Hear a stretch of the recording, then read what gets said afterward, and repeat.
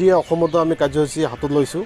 আমি দেখিবলৈ পাইছোঁ বিজেপি চৰকাৰৰ যি ধৰণে আমাক কোচ ৰাজবংশী মানুহক বা কোচ ৰাজবংশী জনগোষ্ঠীক যি ধৰণে প্ৰতাৰণা কৰি আছে, বাৰম্বাৰ আমাৰ যিখিনি দাবী বা যিসমূহ আমি দাবী উত্থাপন কৰি আছোঁ যে কোচ ৰাজবংশী জনগোষ্ঠীটোক অতি সোনকালে জনজাতিকৰণ কৰিব লাগে, এই দাবীত কিন্তু আমি সহানুভূতি দেখা নাই বা সদিচ্ছা আমি দেখা নাই।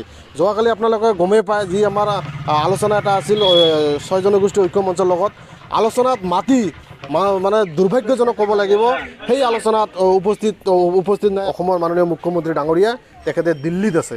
আমি বুজিবলৈ আৰু বাকী নাই, সেইকাৰণে আমি বাধ্য হৈছোঁ। আৰু এই বন্ধ যে দিছোঁ এই টোটালি আমি গভৰ্ণমেণ্টে আমাক বাধ্য কৰাইছে, অসম চৰকাৰ তথা বৰ্তমান যি বিজেপি চৰকাৰ আমাক কিন্তু বাধ্য কৰাইছে। কোচ ৰাজবংশী জনগোষ্ঠী যে আৱেগ অনুভূতিক লৈ যি ধৰণে হেতালি খেলা আৰম্ভ কৰিছে, আমি কিন্তু বাধ্য হৈছোঁ। সেইকাৰণে আমি সমূহ ৰাইজক অসমবাসী তথা বিভিন্ন দল সংগঠনসমূহক আমি আহ্বান কৰিম যে আপোনালোকে যাতে আমাৰ দাবীৰ প্ৰতি সন্মান জনায়, সমৰ্থন যাতে জনায়, আৰু অহাকালি যি 24 ঘণ্টীয়া যি অসম বন্ধ কাৰ্যসূচী আছে তাতে যাতে সম্পূৰ্ণভাৱে সহায় সহযোগ কৰে, আৰু কোনো ধৰণৰ যাতে হিংসাত্মক ঘটনা বা কোনো ধৰণৰ যাতে অশান্তিকৰ পৰিৱেশ সৃষ্টি নকৰে, এই ক্ষেত্ৰত যাতে আমাক সহায় কৰি যাতে সমৰ্থন জনায়।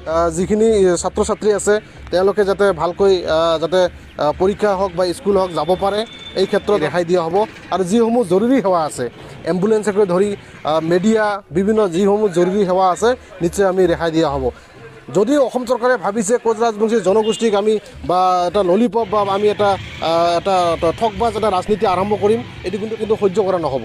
কাৰণ আমি সদৌ কোচ ৰাজবংশী ছাত্ৰ সন্থাই আমি দশক ধৰি দীৰ্ঘদিন ধৰি আমি দাবী উত্থাপন কৰি আহিছোঁ যে আমাৰ দাবী খিলঞ্জীয়াৰ দাবী, অসমৰ দাবী, অনলি খালি কোচ ৰাজবংশী জনগোষ্ঠীৰ এইটো সমস্যা নহয়, এইটো এটা অসমৰ এটা ইছ্যু হয়, অসমৰ দাবী হয়। যদি ভাবিছে চৰকাৰে যে কোনো ধৰণে আমি গুৰুত্ব নিদিম বা সিহঁতক অনলি ভোট বেংক হিচাপে ব্যৱহাৰ কৰিম, নিশ্চয় আমি ইয়াৰ উত্তৰ আমি অচিৰে যি আমাৰ লোকসভা নিৰ্বাচন আহি আছে 2024-ত, ইয়াৰ প্ৰতি উত্তৰ আমি দিয়া হ'ব।